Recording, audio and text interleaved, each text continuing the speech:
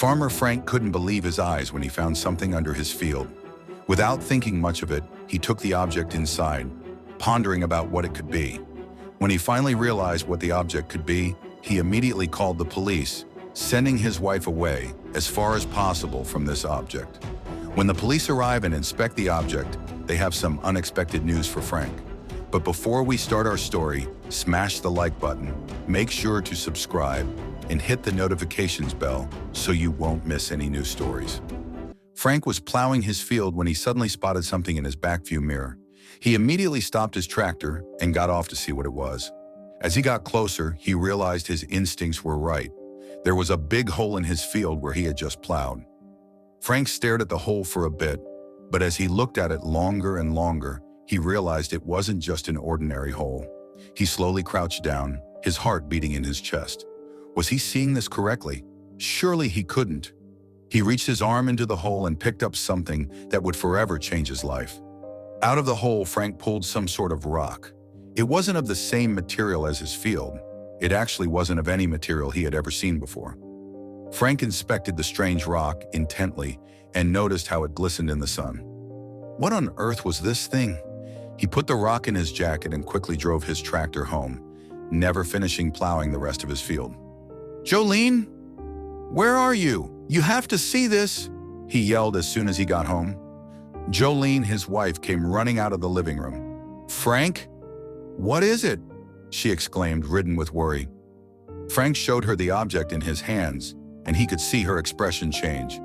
"Ew, Jesus, Frank, you scared me because of that? What's the matter with you?" "This isn't just anything, Jolene," Frank said, a little annoyed. He quickly put the object back in his pocket. Jolene playfully rolled her eyes as she kissed Frank on the cheek. "I'll be in the kitchen if you need me," she said as she walked away. Frank sighed. He just knew this thing was special. He could feel it, but why? Knowing he could never let this go, Frank went to his study. He placed the object on his desk and took a picture of it. He just had to know what this thing was.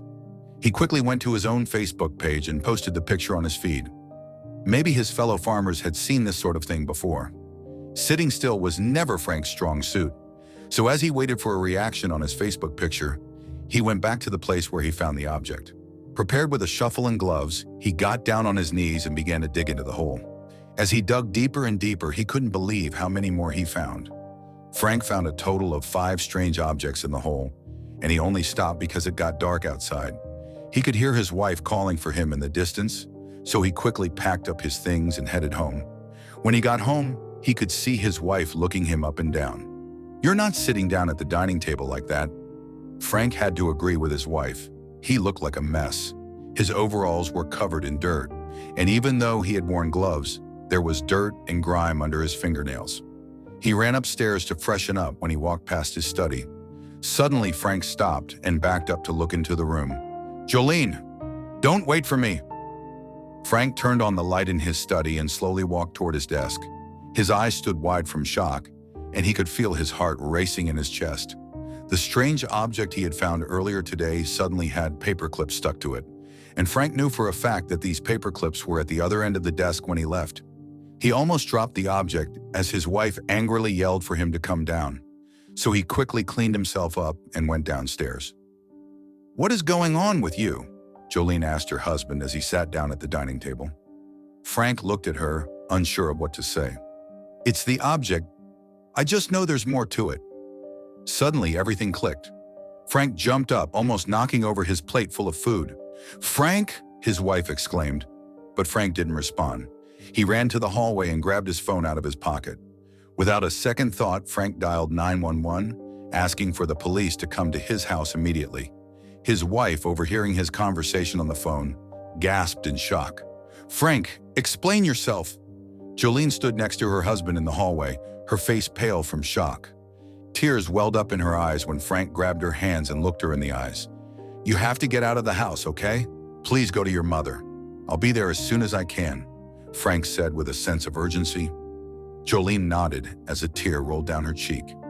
Frank lightly squeezed her hands and then he let go. He watched his wife hurry up the stairs to get her bags ready and couldn't help but feel guilty. Why on earth did he bring that object into their home? A little later, he waved his wife goodbye. As she disappeared behind the horizon, he saw the red and blue lights of the police coming his way. Frank waited on his porch for the police to arrive. As he watched the lights getting closer and closer, he realized it wasn't just one police car headed his way, but many more. His stomach dropped at the sight, as this meant real business. If the object really was what he thought that it was, it could end very badly for him and his wife. As the convoy of police cars settled into a dusty halt, Frank stepped forward, clutching the mysterious objects tightly. He extended his hand, offering them to the nearest officer. The officer glanced at the glistening rocks with indifferent eyes. "Just some unusual stones, Mr. Frank," he said dismissively. Frank's heart sank. He had expected concern, intrigue, maybe even fear, but met only indifference. Frank's voice wavered with frustration. He insisted these weren't ordinary rocks, unlike anything he had seen on his land. The officers exchanged skeptical looks, more eager to wrap things up than to investigate. Feeling isolated among the uniforms, Frank's discovery, which he believed to be monumental, seemed trivial to them. His worries and fears evaporated in the void of their disinterest, leaving him surrounded yet utterly alone. As the officers turned to leave, Frank's hands trembled, still clutching the enigmatic objects. Doubt crept in. Had he overreacted? Yet as the last car vanished over the horizon, a spark of resolve ignited within Frank. He couldn't shake the feeling that these objects held more than met the eye. With dawn's first light, Frank's quiet morning was shattered by the roar of engines. A fleet of police cars arrived, this time urgent and purposeful. Officers with stern faces approached. An officer stepped forward, badge gleaming, and ordered Frank to leave his property immediately, for safety reasons. Confusion clouded Frank's mind. Frank, his thoughts racing, complied. At the edge of his property, Frank watched as his farm transformed into a sealed zone. Yellow tape stretched across the fields. Officers patrolled the perimeter. Among the chaos, Frank spotted unfamiliar faces, experts presumably, moving with purpose, speaking in technical jargon and hushed tones. Despite the crowd, Frank felt isolated. The land he knew intimately had become foreign, overrun by strangers with unknown purposes. Watching from the sidelines, he felt invisible, his presence barely acknowledged. The disconnect between his deep bond with the land and the unfolding events only heightened his alienation. As the day waned, Frank's anxiety deepened. The absence of clear information, the hushed conversations, and the guarded looks of officials fueled his growing suspicions.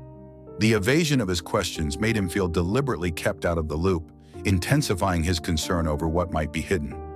Approaching a geologist analyzing soil, Frank sought answers, but received only cautious, evasive remarks about routine tests.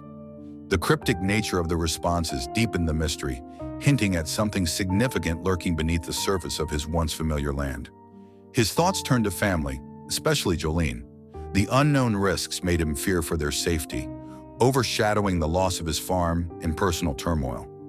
Jolene's unexpected return brought a shared burden of confusion and fear. Together, they demanded answers from officials, but were met with vague, guarded explanations that only increased their frustration and helplessness. A breakthrough came when experts identified the objects as a variant of thorite, a rare substance poorly understood even by specialists. This revelation shifted the investigation's tone, introducing new tension and caution. Safety measures intensified.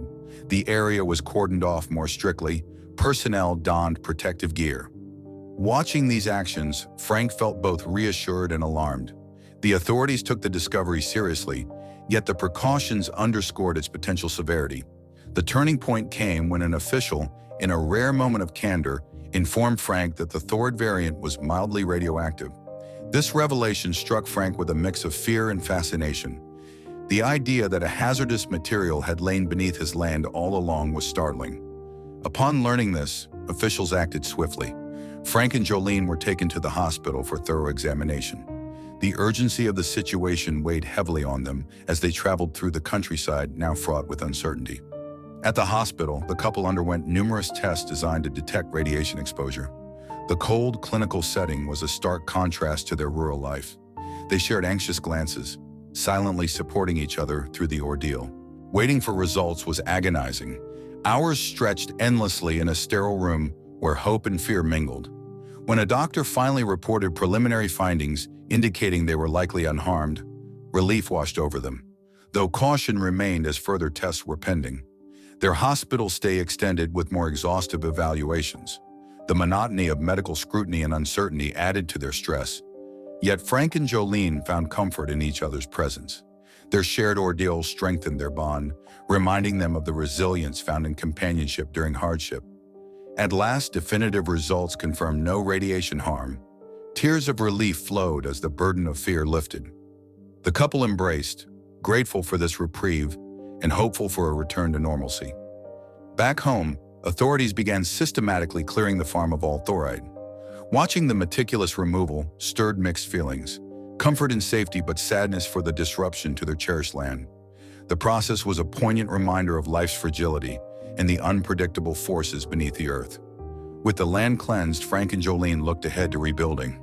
Though their farm was changed, it symbolized new beginnings.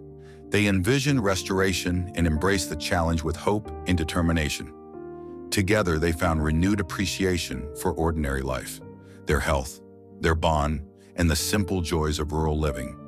The ordeal deepened their gratitude for a safer, simpler future cherished above all.